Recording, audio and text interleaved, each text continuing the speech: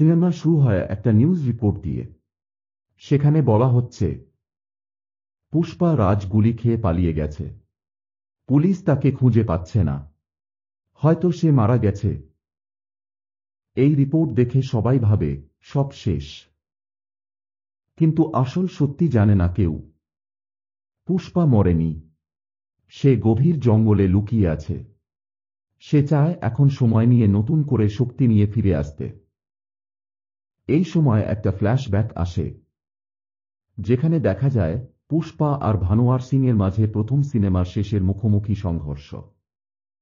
পুষ্পা বলেছিল, পুষ্পা ঝুঁকেগা নেহি। ভানুয়ার সিং অপমানিত হয়েছিল। সে শপথ নেয় এবার পুষ্পাকে শেষ করবেই। দ্বিতীয় দৃশ্য, পুলিশের অপারেশন শুরু। পুষ্পা গায়েব। ভানুয়ার সিং ক্ষিপ্ত হয়ে ওঠে। সে নতুন এক ভয়ঙ্কর পুলিশ অপারেশন শুরু করে। লাল চন্দনের গোডাউন ধ্বংস, পুষ্পার লোকদের ধরে ফেলা, নিরীহ গ্রামবাসীদের হুমকি দেয়া। শুধু পুষ্পা নয়, তার চারপাশে সবাইকে ধ্বংস করব। গ্রামবাসীরা ভয় পেতে শুরু করে। পুষ্পা নেই, তারা অসহায়। পুষ্পার প্রত্যাবর্তন। অন্ধকার জঙ্গলে গাছের মধ্যে লুকিয়ে থাকা এক লোক, মুখে দাড়িচুল, চোখে আগুন। সে ধীরে ধীরে উঠে দাঁড়ায়। হ্যাঁ, সেই পুষ্পা। ব্যাকগ্রাউন্ডে বাজে রাউডি এন্ট্রি মিউজিক। সে সোজা যায় তার এক বিশ্বস্ত সহযোগী কেশবের কাছে। সে বলে, সময় শেষ, এখন আমার রাজ শুরু হবে। দুনিয়া দেখবে পুষ্পা কাকে বলে। এরপর থেকে শুরু হয় একের পর এক অ্যাকশন দৃশ্য। পুষ্পা তার হারানো ক্ষমতা ফিরে পেতে শুরু করে। পুরনো দল ফিরে আসছে। পুষ্পা তার পুরনো লোকদের খুঁজে বের করে। কেউ কেউ ভয় পেয়ে লুকিয়ে আছে, কেউ আবার পুলিশের ভয় দেখিয়ে সরে গেছে। পুষ্পা ধীরে ধীরে তাদের আবার নিজের দলে টানতে থাকে।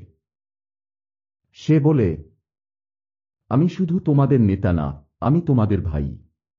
আমার সঙ্গে থাকলে কেউ ছুঁতে পারবে না। এই দৃশ্যগুলোতে দেখা যায় তার বুদ্ধি দিয়ে সে কিভাবে আবার পুরনো কাঠের সাগুলিং রূপ তৈরি করে। শ্রীবল্লী ও পুষ্পার সম্পর্ক। শ্রীবল্লী পুষ্পার প্রেমিকা, এখন পুষ্পার জন্য চিন্তায় ভুগছে। সে চায় পুষ্পা এই ঝামেলা থেকে বেরিয়ে এসে সাধারণ জীবন কাটাক। কিন্তু পুষ্পা জানে, এই লড়াই সে না করলেই সবাই তাকে মেরে ফেলবে। সে হারলে শ্রীবল্লীও নিরাপদ থাকবে না। কিছু আবেগপূর্ণ দৃশ্য দেখানো হয়, যেখানে পুষ্পা শ্রীবল্লীকে বোঝায়, আমি যদি ফিরে না আসি, তুমি শক্ত হয়ে বাঁচবে, কিন্তু আমি ফিরে আসবই। বিশ্বাসঘাতকতা। পুষ্পার দলে এক দুজন বিশ্বাসঘাতক বেরিয়ে আসে। তারা ভানুয়ার সিংয়ের হয়ে গুপ্তচর করে। একদিন পুষ্পা জানতে পারে তার লোকদের তথ্য পুলিশে পাচার হচ্ছে। সে পরিকল্পনা করে, ধরা নয়, ফাঁদ পাতব। একদিন ফাঁদে ফেলে সে নিজের দলের গাদ্দারকে ধরে ফেলে। নাটকীয় দৃশ্য, পুষ্পার চোখে আগুন, বিশ্বাসভঙ্গের কষ্ট। মুখোমুখি, পুষ্পা বনাম ভানুয়ার সিং।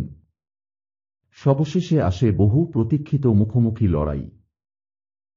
এক রাতে, গভীর জঙ্গলে, যখন ভানুয়ার সিং পুষ্পাকে ধরতে আসে, পুষ্পা প্রস্তুত থাকে। সে একদম সামনে এসে বলে, আজ থেকে এই জঙ্গল, এই মাটি, এই লাল কাঠ, সব আমার। তুইও এই মাটির মেহমান মাত্র। তারপর শুরু হয় ভয়ঙ্কর এক সংঘর্ষ। গুলি, কুস্তি, ছুরি, হাতাহাতি, সব একসঙ্গে। পুষ্পা আহত হয়, কিন্তু হার মানে না। ভানুয়ার সিং শেষ মুহূর্তে বন্দুক তাক করে পুষ্পার দিকে। কিন্তু তখন গ্রামের লোকেরা আসে। তারা বলে, পুষ্পা আমাদের পাহারাদার। ওর গায়ে হাত দিলে একসঙ্গে মরব। এই একটা দেখে ভানুয়ার সিং পিছিয়ে যায়। পুষ্পার রুল প্রতিষ্ঠা। সিনেমার শেষ দিকে পুষ্পা তার রাজত্ব প্রতিষ্ঠা করে। সে নতুন নিয়ম বানায়। চোরাচালান নয়, ব্যবসা হবে সিস্টেমে।